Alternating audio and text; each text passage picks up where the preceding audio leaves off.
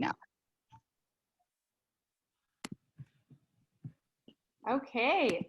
Hello, everyone. I am Calli Kelsay, the PTSA co-president at Degano Middle School. And on behalf of Degano Middle School's PTSA, I'd like to thank everyone for joining us this evening.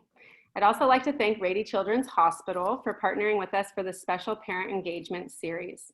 I want everybody to know that this webinar is being recorded and will be posted on the PTSA website as it becomes available. To start this evening off, I would like to introduce someone I admire very much, named Ms. Dominique Hensler. Ms. Hensler serves as the Senior Director for Care Redesign and Mental Health Integration at Rady Children's Hospital. She believes that a focus on family-centered care is essential to transform care and improve the health of patient populations. Ms. Hensler, please tell us a little bit more. Thank you so much, Calli. We're so excited to be here. And thank you again for inviting us back to meet with you and the PTSA about behavioral health. At Rady Children's, we have launched an initiative called Transforming Mental Health, where we want to change the conversation around behavioral health. And it starts with awareness, destigmatizing, and we also want to be a resource with the knowledge base we have in working with children through our behavioral health services programs at Rady Children's on tips and strategies to help your children thrive, especially during this time of COVID and social isolation. So thank you so much for having us. I really, really appreciate it. The whole team does. And this evening, we're excited to have one of our lead psychiatrists for our Transforming Mental Health initiative, where we have embedded licensed clinical social workers at primary care practices in San Diego County, Dr. Jason Schweitzer, who's going to be speaking to you tonight on destigmatizing mental health and depression and anxiety and some strategies that might be helpful for you and your families to incorporate. Thank you, Calli. Yeah, of course. Thank you so much. And thank you, Dr. Schweitzer, for being here. Let me tell everyone a little bit more about you. Dr. Jason Schweitzer is a child and adolescent psychiatrist and social worker. His interests include helping primary care, pediatric clinics provide high-quality mental health services, working with youth and families at risk of homelessness, and community outreach to increase access to mental health care. He is from the East Coast and has been living in San Diego for the past 5 years, since he came to the University of California, San Diego for training in child psychiatry. While listening to Dr. Schweitzer today, or this evening, please feel free to write questions in the Q&A box if you're inspired to.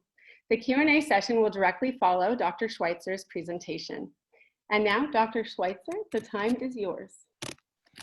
Thank you so much, Calli. I really appreciate it. Thanks, Dominique and Danielle, and thanks to everybody who's joined in today. It's great to be here. It'd be really nice to be in person and to be able to see people, but we're all getting used to Zoom. So thank you so much for having me. Today I'm going to talk about destigmatizing mental health and spend some time on anxiety and depression. And I'm so proud, lucky, and thankful to be part of the Transforming Mental Health initiative where, oh, look, we have a guest, a little puppy as our guest, which is great. So I'm so proud to be part of this initiative because it really has a broad mission. And the biggest one, I think, is to take care of kids and families. But right alongside that is to build relationships with the community and do some education about mental well-being, about mental health, and also learn from the community. So that's what we're here to do tonight. And I'll just jump right in. We have about a half an hour to talk through this, but I'll be happy to hang around and go through some questions after. These are my teammates. I have no disclosures. And I plan tonight to talk about anxiety and depression, get into some nitty-gritty details on that, to think on throughout the talk on coronavirus and how it's impacted us and how it impacts feeling stressed and feeling sad. And I will continue throughout the talk to focus on what we can do to help make things a little bit better. So I'd like to start with my conclusions so that you know where I'm going. And I really encourage everybody who's on the Zoom or who watches the Zoom, me included, my colleagues included, to take some time every day if you can to be mindful of how you're feeling that day and to pay attention to at least one positive experience or feeling that you have. If you can't do it every day, it's life, but at least every week, try to do that. It's probably our most powerful tool for dealing with stress and sadness. It's also so important to pay lots of attention to children's resiliencies. Their strengths, their skills, you can find them in so many places. And when you focus on them, you not only have a thing that you can work with to help get through hard times, but you're just going to feel really good about your interactions with your kids, and that will make everything you do that's about trying to correct something or trying to make something better. Every intervention you do will be stronger if you're thinking about some of their strengths. I encourage everybody to find some shared time to spend with their kids every day. Again, if you can't do it every day, at least a couple of times a week. Shared time where you're not necessarily focusing on chores or homework or reviewing the day, but something that has some fun to it. Or maybe just some time to talk, depending on the age of the kid, just to talk about what's new and what's going on. That moment, if you build it into your week, will be such an important place to do some of the things that you should be doing maybe every month or every couple of months. And the things that I'm focusing on for this talk is providing a little bit of education about the precautions that our communities are taking to keep us safe in the time of COVID, and a little bit of education on stress and sadness. So that shared time that I'm talking about really is mostly about fun, but every once in a while, sprinkled out throughout a month, reminding your kids about some of these educational topics. So anxiety and sadness are part of being human. They're natural. Every one of us has experienced them. And if there's even a 5-year-old who's on the call, I'm not sure if there are, but even a 5-year-old has had anxiety and sadness. And certainly all of us adults have experienced them, maybe even on a daily basis or certainly on a monthly basis. And the challenge with our time right now is that we're focusing so much on anxiety, the illness, or depression, the illness. We're hearing a lot about that because coronavirus has caused us to be so isolated and scared. But anxiety and sadness are not always parts of illness. They are most of the time just natural parts of being human. And our society has gotten a little bit confused with when to call anxiety and sadness a symptom and when to just acknowledge that they're part of being human and part of our natural world and our natural life. So we'll focus, as this talk goes on, we'll focus a little bit on what happens when they get so severe that they are more a part of a sickness or an illness, and also what to do when they're not, because we still need to be mindful of anxiety and sadness as part of being a balanced parent, who has a lot of responsibilities. In addition to anxiety and sadness, adjustment to hard times has always been something that's been a little bit difficult for humans. And in the last 200 years, since our field, the mental health or the behavioral health field has come into existence, and certainly for hundreds and hundreds of years before that, where other cultures have other ways of dealing with mental health challenges, adjustment has been something that therapists and psychiatrists like me often deal with. And we use that term, adjustment. It's actually a term in one of our science books called the DSM, to mean that when really hard times hit a kid or an adult even, the kid can start to have an experience, act like and feel like someone who has depression.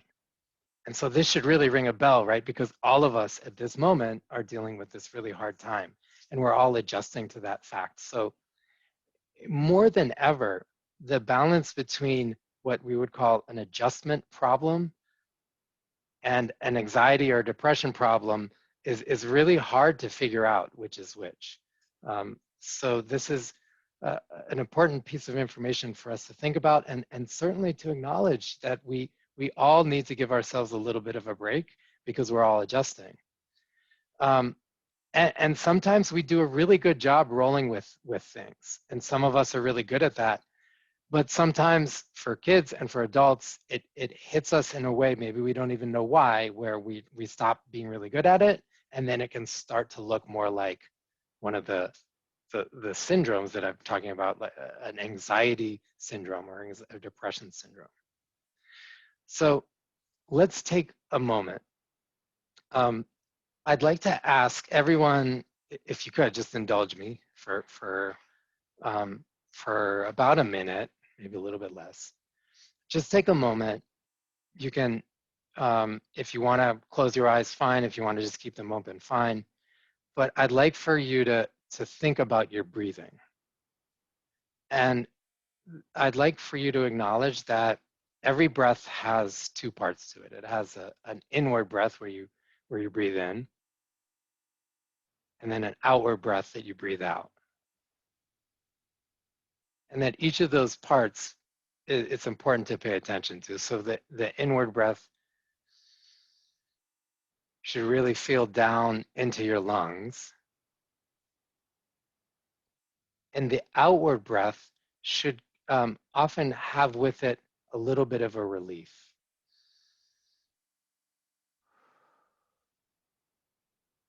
So you might think about yourself or maybe a friend. When they give a big sigh, it's kind of, it could be an expression of relief. We say the term a sigh of relief. And really, we're tapping into the power of the breath, of breathing, that can calm your body down. This is an incredibly important tool for dealing with adjustment, anxiety, and sadness. So take a couple more breaths and just focus on the inward breath, going down into your lungs, and the outward breath, bringing a sense of relief to your body. An inward breath, expanding your lungs.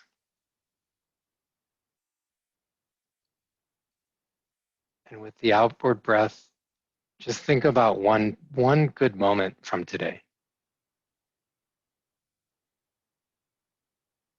An inward breath, bringing oxygen to your body, and an outward breath. And think about just one positive moment for the day. And now, that was brief, but I want for folks to just take a moment and scan your body and notice, do you feel, how do you feel?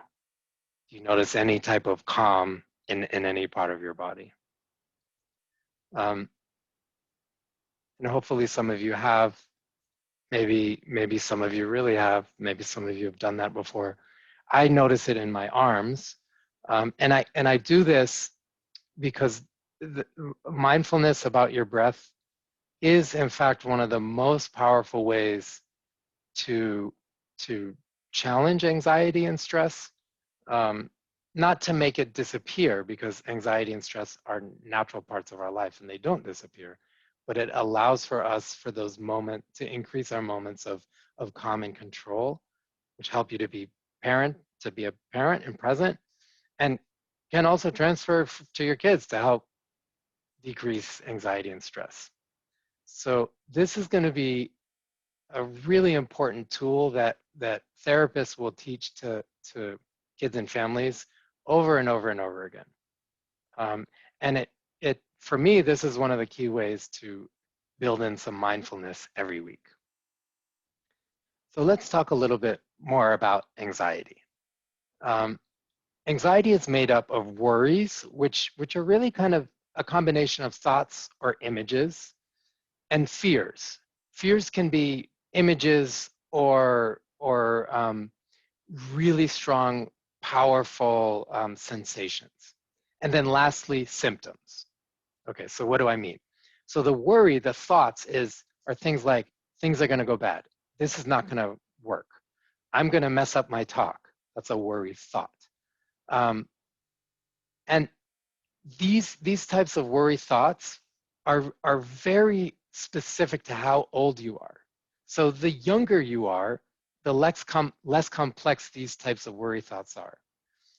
So as you get older, they get more complex. And so teenagers start to worry about, oh, I'm going to be judged. I'm going to be considered not cool. I'm going to be not liked. But the younger ones are, that dog's going to bite me, or it's dark, right? And so there's a line like this, from less complexity to more complexity as kids get older. And fear is this perception that, and it's very immediate, things are going to go bad right now. This is not going to be safe. And this usually happens less as you get older. So a baby, a little baby, if you guys have seen maybe doctors test reflexes and hold a little baby like this and then maybe move them like that, and you'll see the baby stretch their arms out, and a reflex. That is a spinal reflex. The spinal cord senses the baby's moving and then causes the baby to move its arms out.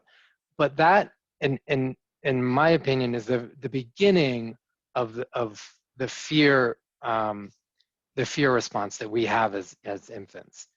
The perception that something could go bad and then you have to do something about it. Now, 2-year-olds, 3-year-olds, 4-year-olds start to worry about bad things happening to them. I might get bit by a dog. I might fall off of something and fall down. And as you get older, you tend to stop being afraid that something imminent could happen to you. This only, as you get older, this only starts to happen when a car is coming around the corner, or it's really dark out and you're in a place that's not very safe. Then you start to have that perception of immediate threat going. And with both of these things in combination, when they're both happening together, then that's when the symptoms come.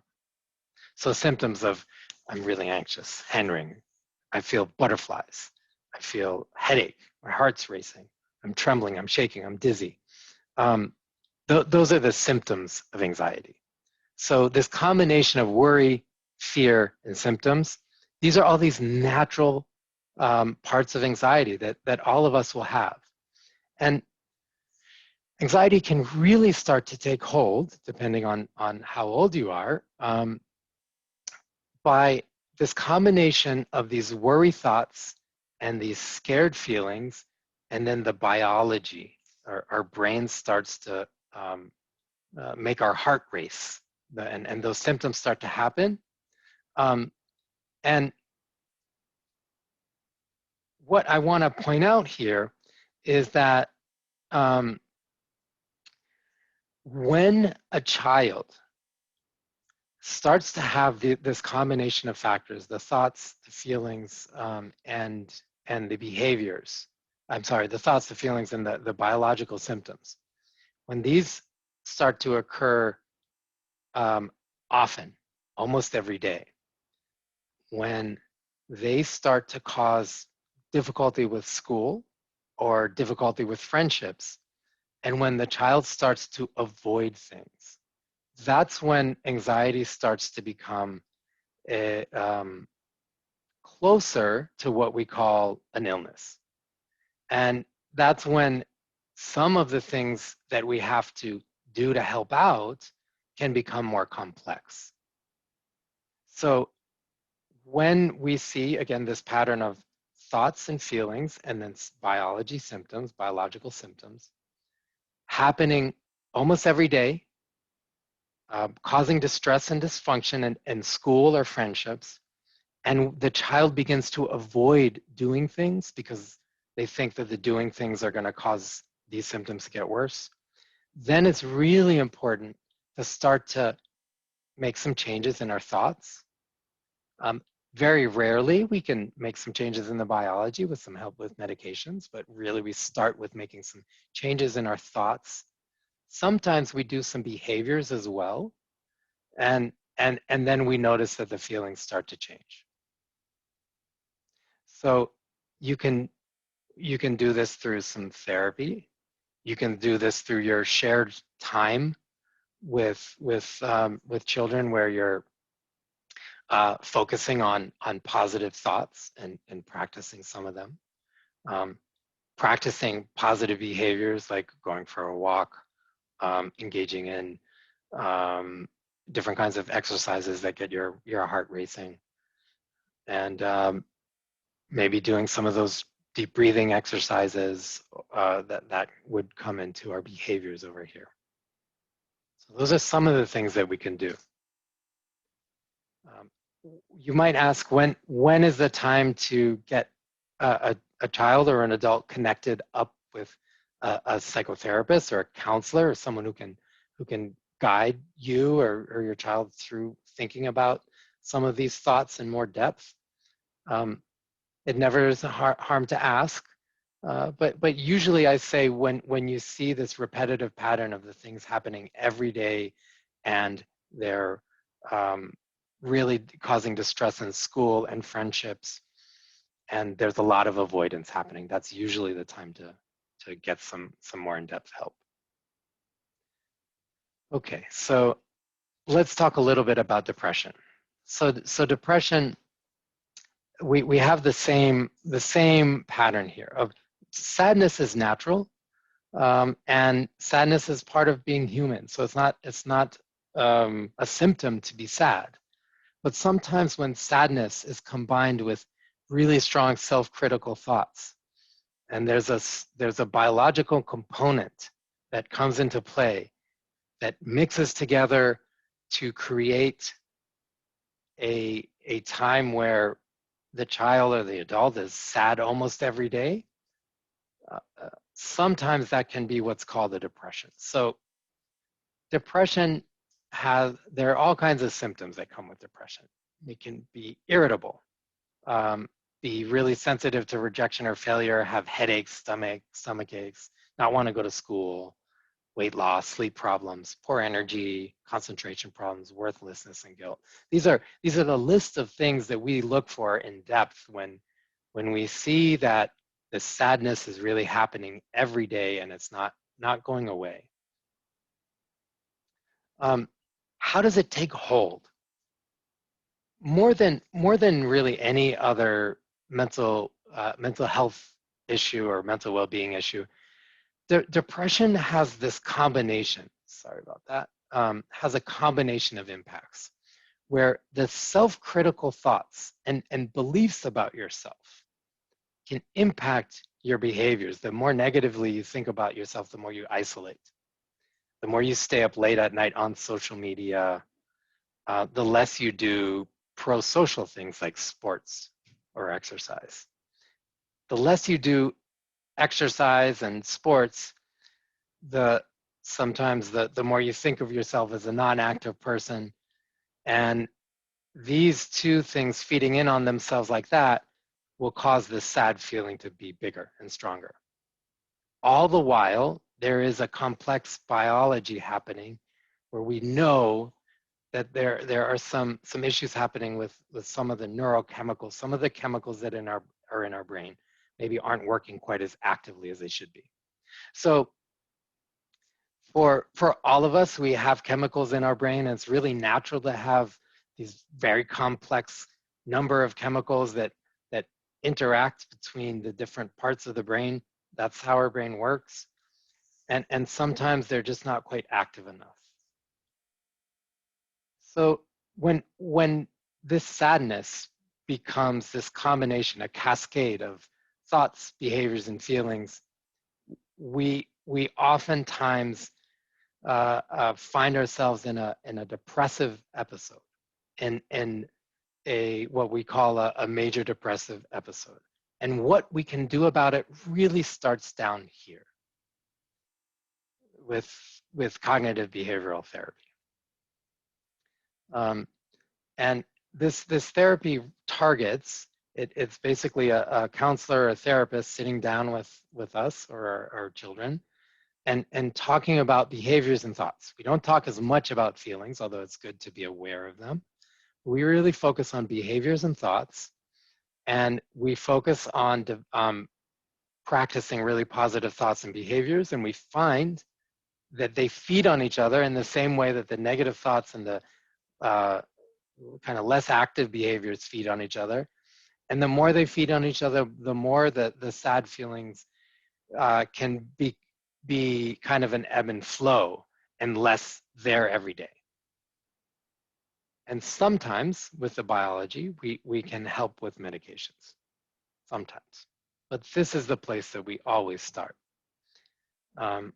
So the reason that I'm focusing on depression is that it's really common. You see here, this is back in 2015. They did a survey across the country and found that, just ballpark, 12% of teenagers had a depressive episode. This number maybe go up but down a little bit, but that's a lot of people. That's a lot of people across the country. And unfortunately, most of these teenagers, this is a separate questionnaire, but we think this is true. Most teenagers don't get help. They don't get support from a professional. And that's really important because we take a step back. We say we all get sad sometimes, very natural. What can we do about it? We can do our mindfulness, our shared time together, our positive activities together. But when the sadness becomes something that's so strong that it's happening every day and it's getting in the way of school, and the thoughts are making the behaviors more isolating, and the behaviors are making the thoughts more negative, and the depression is cycling, when that's happening, sometimes the mindfulness and the shared time isn't enough. It's critical, it's necessary, but it isn't enough. And those are the times when you really have to come back to this cognitive behavioral therapy. Now, this number for us in the Transforming Mental Health Initiative, these reds are not what we want to see. We want to see that our kids are having access to seeing a counselor. Because if you don't, when things are in that serious and severe, they can get worse, and they can make things really hard for families and for kids. But the great thing is that in this blue number, we want that to get bigger. We want to see more than 40% of kids, more than 28.6% of African Americans and 37% of Hispanic or Latinos getting treatment, because when you get treatment, you really can come out of it and get back to that place that I talked about, where sadness is natural for us all and is an ebb and a flow, but it's not that every day I'm holding you down. So I talked about adjustment. We're all adjusting to this hard time of coronavirus. And we've seen across the country, lots of people doing questionnaires to figure out, okay, what's really happening with our mental well-being. In Canada, they've found that there's, in the United States, it's clear that substance abuse among adults is much higher for maybe reasons that you might think of. In Canada, they're seeing that substance use for kids may be higher as well. We don't have a lot of evidence here in the United States yet, but I'm guessing that there's some trends there. We also are seeing that children and adolescents are talking about some of those symptoms that I mentioned of anxiety and depression. Now, that's different from this slide. This slide is not a representation of kids who have reported symptoms or feelings of sadness or feelings of irritability. These are kids who have, this slide back here are kids who have had a full depression episode, which is more complex and has that cycle that I've spoken about. Kids today many more kids are reporting these symptoms. We don't know yet whether many more kids are reporting major depressive episodes like that orange number, but I would guess that we'll probably see an uptick in that as we learn more about it. So, and maybe this will start to feel familiar to some of the folks on the meeting. Many teenagers have reported feeling some of the sadness symptoms, the irritable symptoms. Almost all of them can identify saying, oh, yeah, I feel stressed. And here's the kicker. Most of the kids in many of these questionnaires in Italy, in Spain, even some in China, we found that most of the kids who aren't feeling these symptoms as much have received education about protective measures. Now, that doesn't necessarily mean that educating is going to make everything go away, because we know that stress, we talked about this earlier, stress is a natural part of life. It's going to ebb and flow. But I think that what we see in these questionnaires and what I feel is that on the whole, you probably have a good chance of helping more if you give a little bit of education in a age appropriate way to your kids. And if you can build that into that shared time, maybe once a month, just let kids know we're doing X, Y, and Z to help make sure that things are safe, that you really have a good chance of seeing these symptoms decrease. So let's get into it a little bit. Think about what we've noticed in our families, in our milieus, in our bubbles, you might call them.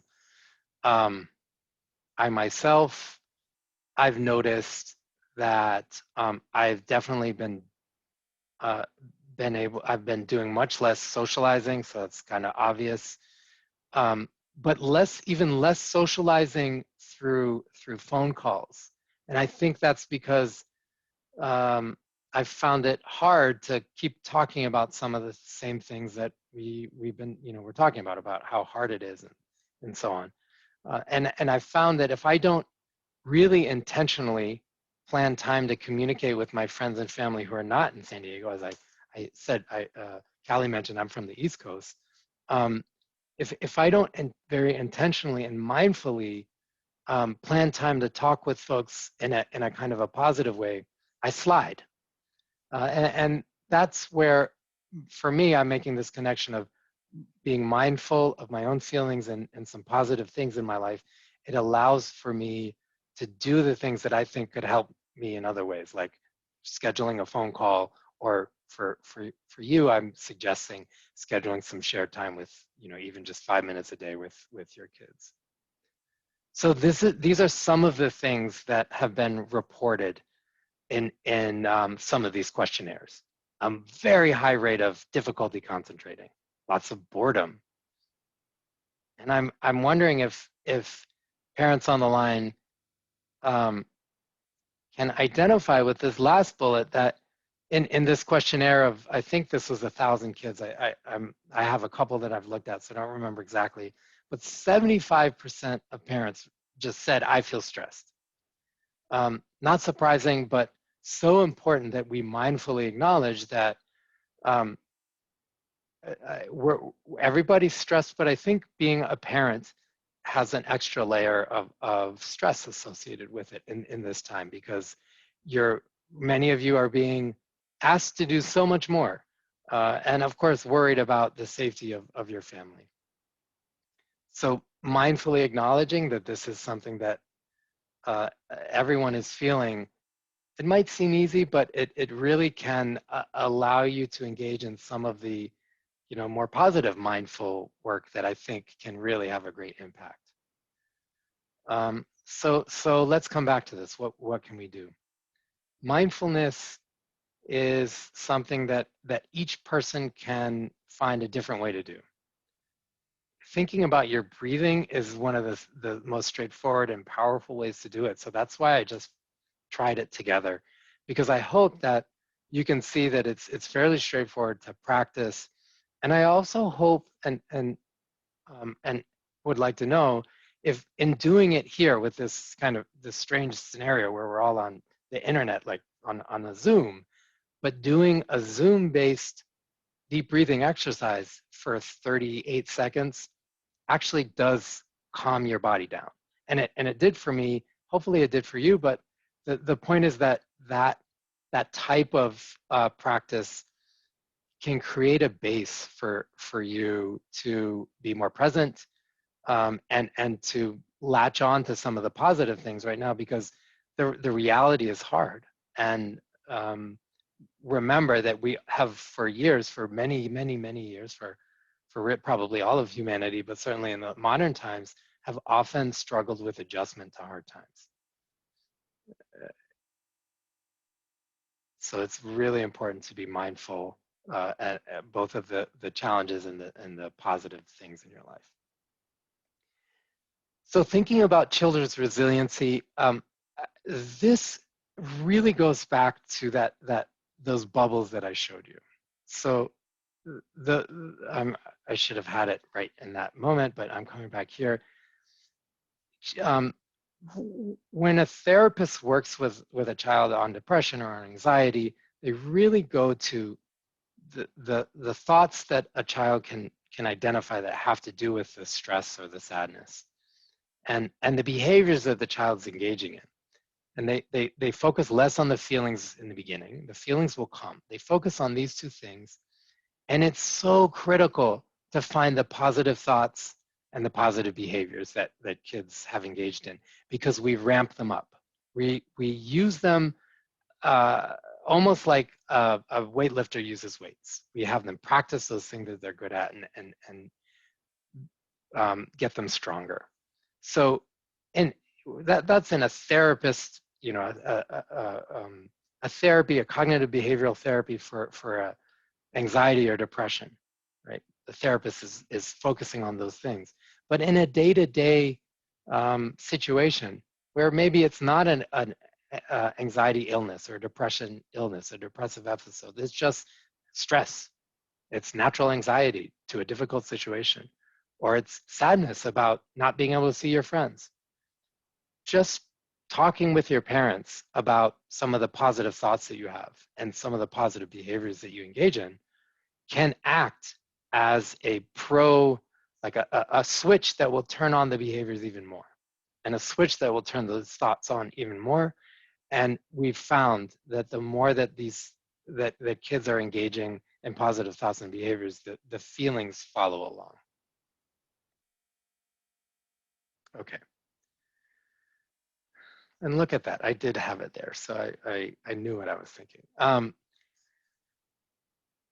So the last two things I'll wrap up with are just the last reflections on shared time and education. I think I've said it enough. I think that but I'll add maybe in these terms that the shared time that I encourage you to take really could take any form that feels right to you, but should have some enjoyable aspect to it, and not necessarily be tied into something that's rote, meaning something that you're not present about. And if you're going to do something that's maybe we practice an instrument together, or we do some carpentry together, that's incredible, that's fantastic. But as the parent, be present, be mindful and attentive to potentially talking about things as you're doing that activity.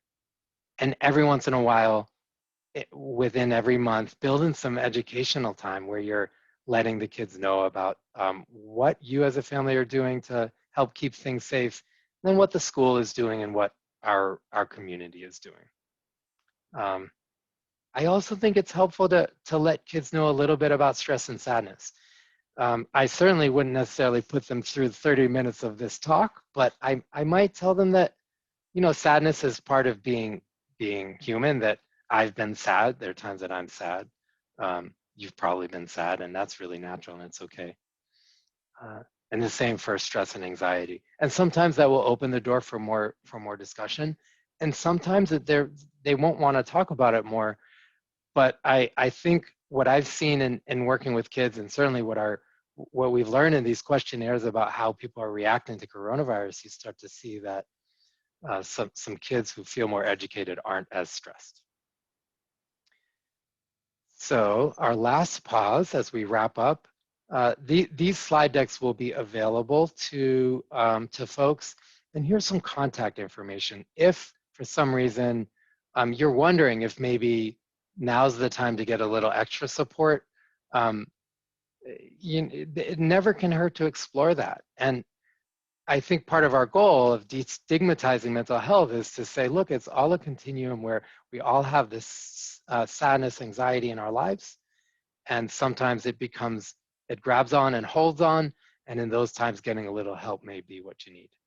So families, this number here, this family's number is a number that you can call at any time. And you'll reach either a social worker or someone who's been trained by a social worker who can walk you through getting connected with a therapist. Individual insurances have information about therapists, as does this website called Psychology Today. Okay. And I always include this if things seem really rough. Here are some emergency lines that families can. This line up here is a 24-hour line. And this number down here is available during the day. And these are for if you're worried that there might be an emergency happening.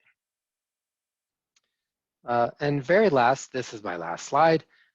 This website has a bunch of handouts that can be nice to read and go into some more detail in various mental health topics. So thank you so much. And Calli, I'll turn it over to you. No, thank you so much, Dr. Schweitzer. I can't even tell you that you helped me feel more sane as a parent just by listening to you and knowing some of these things are so normal for us as parents and as, you know, and for kids. And there's such easy ways for us to try to combat those feelings just with the mindfulness and the positive thinking and the positive speaking towards our children. I really appreciate you being here and sharing this with us. I wish that this conversation could be shared with the entire world, which, you know, we will post later on, but just thank you so much for all of this information. Oh, it's really a pleasure to be here. Thanks for your kind words. And if there are any questions, I'm happy to jump into them. Yeah, absolutely. I actually have 3 questions for you. The first one is, as a parent, I feel overwhelmed with my own mental health at times. Do you have any advice for me staying calm so I can be more connected to my child? I hope that some of the things that we've talked about in the talk today we can turn to for this question. I think that the first, thank you so much for asking it, because this is what we want. We want for parents to be able to identify, gosh, my mindset right now is a little frayed. I'm feeling maybe a little overwhelmed or a little sad or a little stressed.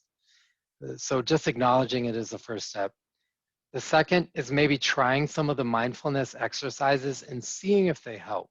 They're not right for everybody, and I don't know your specific situation. There may be times where you're so worried about your own sadness or stress that maybe you need to understand it a little bit better. Maybe it's a little complex, and in those situations, it may be helpful to have an outlet, whether it's a trusted figure in your life, a partner, or a therapist. I encourage folks that mindfulness, you know, those exercises where you're calming your body and trying to be aware of how you feel is a continuum.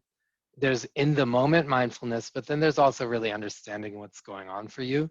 That is a little bit more complex type of mindfulness, and that comes from thinking and talking. And so I think that practicing those mindfulness exercises, depending on how things are for you, might be a way, if you do it every day, to notice that your calm will increase and your reserve, your ability to tolerate the stress that your kid has is just a little bit bigger. And if that's not the case, then I would think about finding a trusted support to talk through things, and then potentially think about whether you need, you know, a counselor of some kind with whom you can talk through things.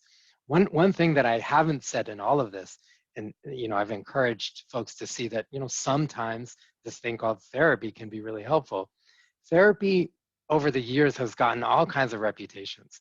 And you know, some people have described it as something where you do for many, many, many years and you just keep talking. And that's really not the case anymore. Usually some folks can get what they need and meeting with someone for 1 or 2 or 3 or 5, sometimes 12 sessions. And it really is kind of focused on some of the things in those circles that I mentioned, the thoughts and the feelings. So I encourage folks to think about that. Thank you so much. That was very informative and I really appreciate it. Question number 2 is, if my daughter is in the middle of an anxiety attack, what can I do to bring her back? So this probably is going to depend on your child. And so let me think about this in terms of, let's imagine that all of us at some point have, you know, a child, could be various ages, that has a panic attack. So in general, panic attacks aren't dangerous, and especially if you're there, watching the child and making sure that they're not, you know, running out of the house or you know, falling downstairs. It can be okay just to observe. Now it can be hard, so you can try some of the basic techniques that we try, of having a kid count down from 10, count with me. You can try having a kid breathe with you. That sometimes works. Let's take a deep breath together. That's the one that seems to work, that when I am in session with and meeting with children and they start to get stressed out, what I find is a calm voice and breathing together often helps. And I always ask for permission. I say, what do you think? Would you be willing to do some deep breaths with me? Would you be willing to count back with me?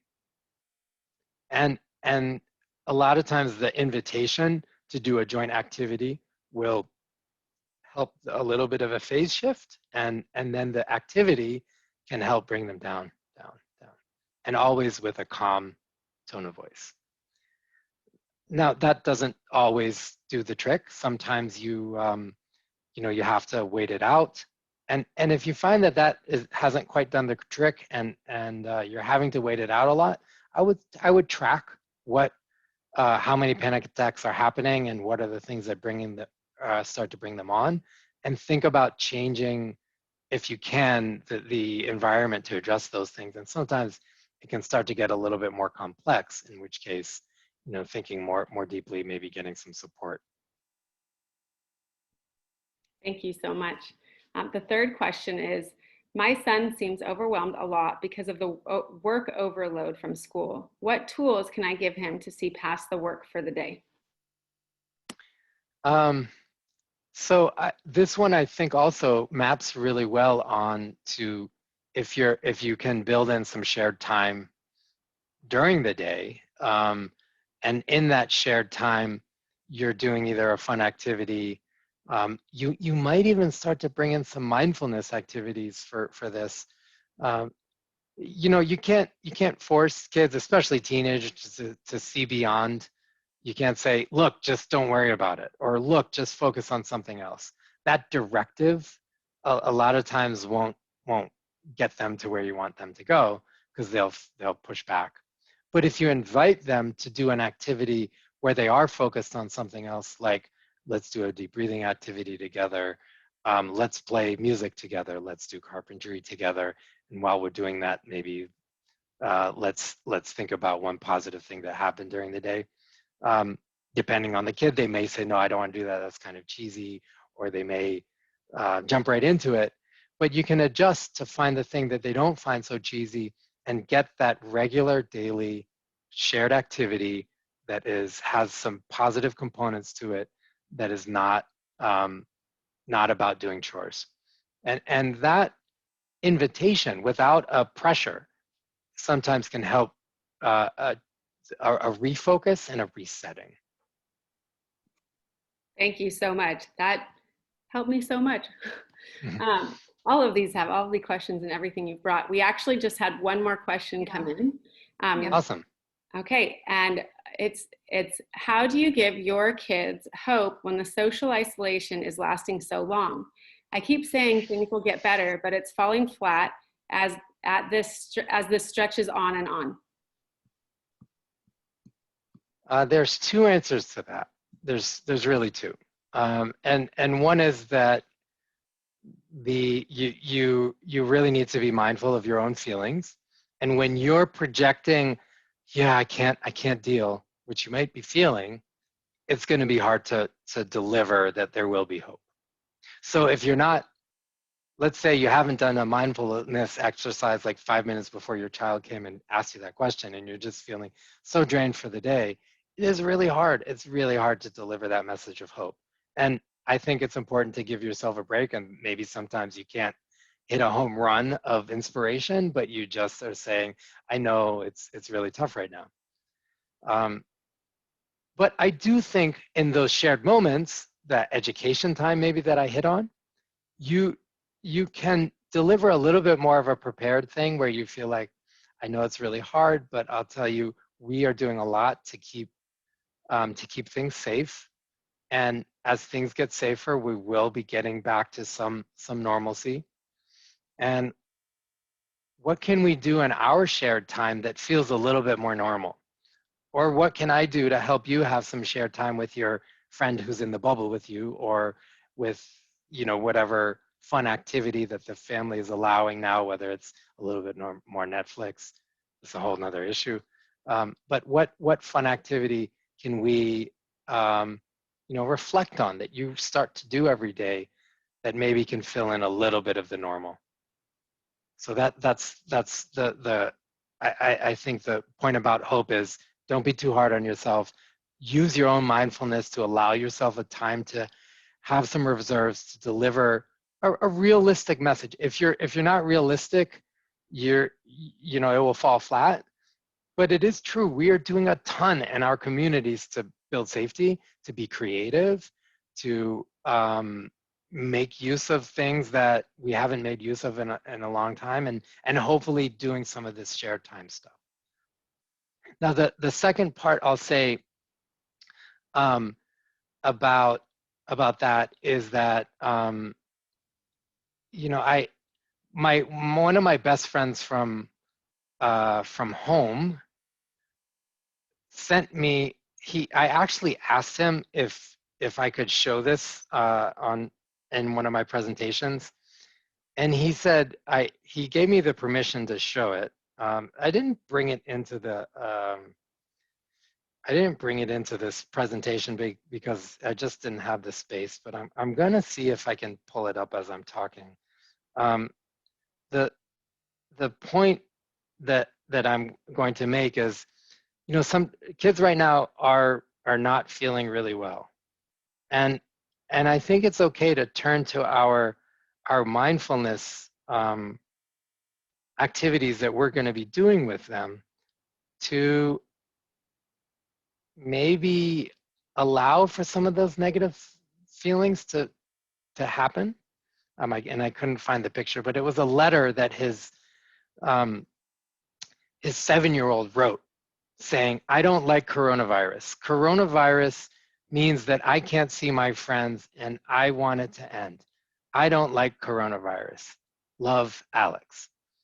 And I thought when I saw that, it's hard to take that and just say, okay, you have to be hopeful, because it's in fact this incredibly resilient response to an adjustment issue. So that's where you can see in child's concerns some really resilient behaviors. So what a great job expressing how crappy you feel. It's so impressive how you wrote that. It's kind of like a poem. And poetry is about expressing bad feelings. So that's one thing I might do, is acknowledge the skills of saying that that a child brings to expressing their feelings. And the second thing I might do is, in a little bit of mindfulness, maybe say, as you're doing your deep breathing, hey, I notice that I'm having these feelings of loneliness, and I can feel them in my body, but I'm going to keep breathing. And there are a number of mindfulness exercises that allow you to notice those harder feelings and breathe through them. And at the end of the exercise, start to talk about letting go of them.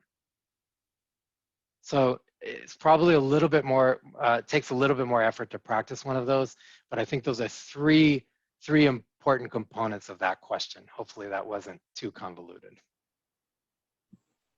I think that was an incredible answer, and I really appreciate that. Everything that you said, from using your mindfulness to have realistic reserves in order to educate your kids, that was so powerful. Like, us assessing ourselves as parents and as adults is so important, so that we can have the reserves to take care of our kids and recognize where they're at. So, thank you for that, and thank you for the breathing exercises and the opportunity to understand, like, allowing those feelings to pass and letting go of that, and acknowledging things like poetry or things that they can express their feelings through. So thank you. Dominique, did you have anything else that you would like to share? Otherwise, I can wrap up for us. Thank you, Calli. I know we're at time. Thank you, Dr. Schweitzer. That was excellent and such helpful information for our partners and the families who are able to participate and attend tonight. And the only other thing I thought you might want to mention is the behavioral health urgent care, which may not be widely known. If someone needs to be seen for a brief intervention and support and connecting to resources, and also our Copley emergency department. I thought that could be some useful resources just to make the audience aware of. Yeah, thank you so much for bringing those up. In fact, I had a slide with the behavioral health urgent care address and number, and I don't know where it went. It was in here, but I must have edited it out.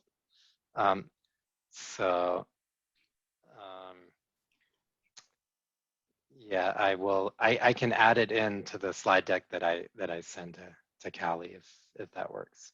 Yeah, that would be great. Thank you so much, Dr. Schweitzer and Dominique. Thank you so much for being here. Thank you to Rady Children's Hospital, to Dominique, Danielle, who's behind the cameras making all this work smoothly, and to Dr. Schweitzer for your time and your educational opportunities that you provided us tonight. Parents, please know that we will be posting this presentation online once it becomes available to us. And we hope that you all have a wonderful evening, resting assured that you know a little bit more now than you did a couple hours ago. So thank you again to everyone that participated tonight, and have a great evening. Thank you, everybody. Thanks so much. Bye. Thank you for coming.